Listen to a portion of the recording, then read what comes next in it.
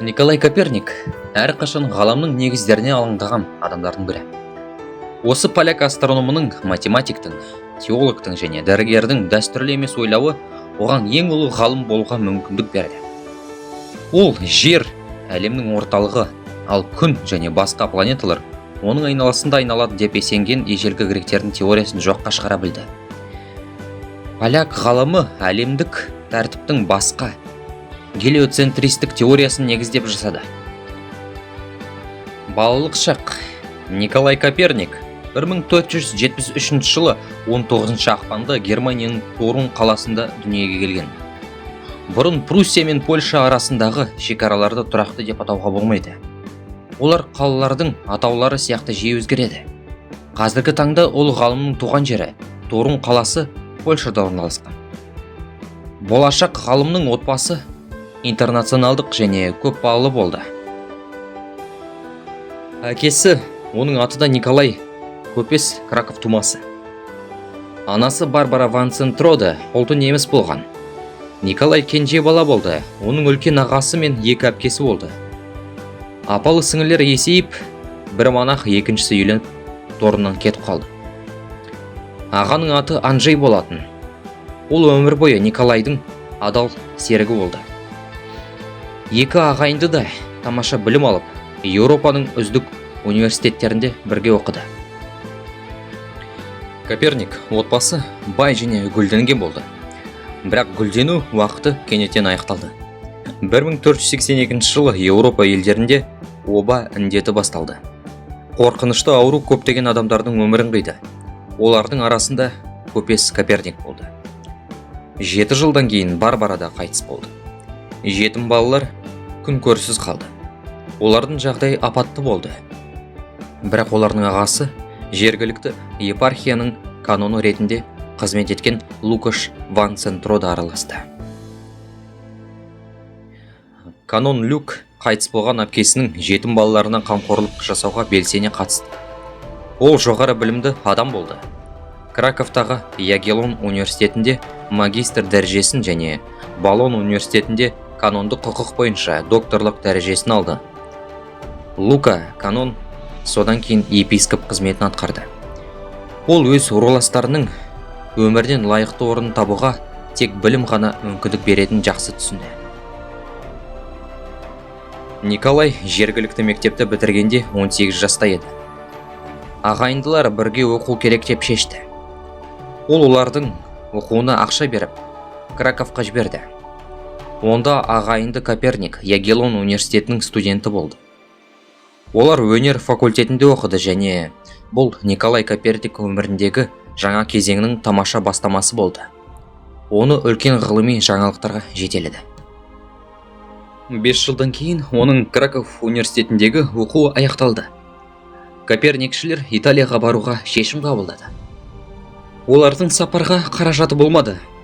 Олар сол кезде Эмерланд епископы болған ағасына қайта жүгінуге мәжбүр болды. Епископтың бос ақшасы болмады, бірақ ол бауырластарға жағдайдан шығудың тамаша жолын ұсынды. Коперниктіктер оның епархиясының канондары болды. Алдын ала 3 жылдық жалақысын алып, шетелге кетті. Епархия ағайындыларға оқуын жалғастыру үшін ұзақ мерзімді демалыс берді.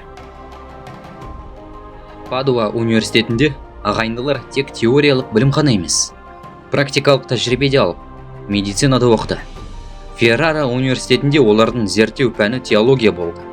Николай осы оқу орнының қабырғаларын теология ғылымының доктор дәрежесімен қалдырды. 1506 жылы Коперник Польшаға оралды. Ол кезде Николай 33 жаста, Анжей 42 жаста болатын. Оқуды аяқтау үшін бұл жас ол заманда қалыпты деп саналды. Шіркеу Николайға сол кездегі ең жақсы оқу орындарында тамаша білім алуға мүмкіндік берді. Енді қарыздарды өтеу және мансап құру уақыты келді. Ол атақты дінтанушы болып қана қоймай, ғылыми ізденістерге де уақыт бөлді. Коперник ғаламды зерттеу жөніндегі жұмысын өмірінің соңында аяқтады. Оның кітаптары ол қайтыс болғаннан кейін ғана жарық көрді. Және бұл ғалымды құдалау және шіркеу қызметкерлерін қудалаудан құтқарды. Джордано Бруно мен Галилейдің қайғылы тағдыры бәріміздің есімізде. Олар Коперниктің ізбасарлары және олардың радикалды көзқарастары үшін төледі. Коперник енді тірі болмаған кезде оның аспан сфераларының айналуы туралы кітабынан оқуға болатын негізгі идеялары бүкіл әлемге керемет жылдамдықпен тарады. Тек 1616 жылы шіркеу қызметкерлері бұл жұмысқа мұқият назар аударып, Коперниктің теориясын бидғат деп атады және ол туралы кез келген ескертуге тыйым салды. Алғашқы астрономиялық бақылауларынан кейін Коперник Птоломей қателескен деген қорытындыға келді. Ол қарапайым астрономиялық аспаптарды қолдана бастады. Олардың кейбірін өзі жасады. Осы қарапайым құралдардың көмегімен бақылаулар оған гелиоцентрик деп аталатын мүлдем қарама-қарсы теорияны шығаруға және негіздеуге мүмкіндік берді. Ол кезде қарапайым телескоптар да болмады. Аспан денелерін бақылайтын құрал жабдықтарының жоқтығы ғалымды үлкен қателікке апарды. Ол жерден байқауға болатын алыс жұлдыздар мен шамдар біздің планетамызды қоршап тұрған шарда орналасқан және бекітілген деп есептеді. Ғалым өмірінің соңына дейін бұл қате пікірден арылмаған. Поляк астрономы ежелгі грек ғалымдарының пікірін ұстанған Коперник теориясын кейбір бөлшектерін Йоганнес Кеплер жойып нақтылады. 30 жыл ішінде Коперник өзінің негізгі кітабын жазды. Бұл жұмысты 1543 жылы басып шығуға Польша астрономының сүйікті шәкірті Рейтик белсенді қатысты. Кітап ғалым өмірден өтер қарсаңында шыққан. Коперник кітапты Рим папасы Павел III-ге арнады. Ғалым өз еңбегін 6 тарауға бөлген. Бірінші тарау жердің бүкіл ғаламның сферасына арналды. Екіншісінде сфералық астрономияның негіздері және ғалымдардың планеталар мен жұлдыздардың орналасуын есептеу үшін қолданатын ережелері туралы оқуға болады. Үшінші бөлімнен оқырмандар күн мен түннің теңелу табиғаты туралы. Төртінші бөлімнен ай туралы білді. Коперник 5-ші бөлігін барлық планеталарға арнады. Ал 6-шы тарауда ендіктердің өзгеру себептерін түсіндірді. Ғалымның көп жылғы еңбегі астрономияның және ғалам ғылымының дамуына қосқан орасан зор үлесі болды. Коперник дүниенің гелиоцентрлік жүйесінің революциялық теориясын жасаудың арқасында әлемге әйгілі ғалым болды. Сонымен қатар, ол планеталардың нақты қозғалысын есептеуді үйренді. Барлық қала үйлерін сумен қамтамасыз ететін гидравликалық машинаның жобасын жасады. Коперник Грешем экономикалық заңның авторлары болды және өз елі үшін жаңа ақша жүйесін жасады. Жеке өмірінде оқуды бітіргеннен кейін Николай Коперник Фромборгта канон болды. Епископтың кеңесшісі және 6 жыл бойы епархия канцлері болды.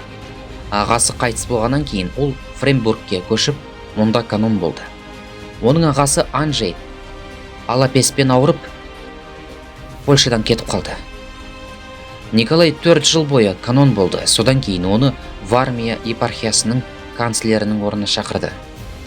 Келесі 4 жыл Ольштың қаласында тұрып жұмыс істеді. Ол кезде соғыс болды. Пруссиялықтар Тевтон рыцарьларымен соғысып жатты. Ольштында Коперник өзінің әскери стратег ретіндегі талантын көрсетті. Ол бекіністің қорғанысы мен бастығы болды.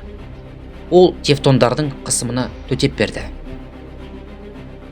1521 жылы Николай Фромборгқа оралды. Тікелей міндеттермен қатар өзін білікті емші ретінде көрсете білді. Коперниктің емделушілері оның әріптестері болды. Бірақ ол қаланың басқа тұрғындарына көмек көрсетуден бас тартпады. Николай алғаш рет 55 жасында ғашық болды. Оның таңдаулысы Анна деп аталды. Ол ғалымның досы және шебер металл оюшы Мац Шиллингтің қызы болды. Астроном өзінің туған жерінде жас қызды кездестірді. Ол католиктік діни қызметкер болғандықтан Аннаға үйлене алмады. Оларға тұрмысқа шығуға немесе әйелмен қарым-қатынас жасауға тыйым салынды. Коперник шіркеу оны айдап салған қатал шеңбермен күресуге тырысты. Аннаны алыс туысым деп үйіне қызметші етіп орналастырды.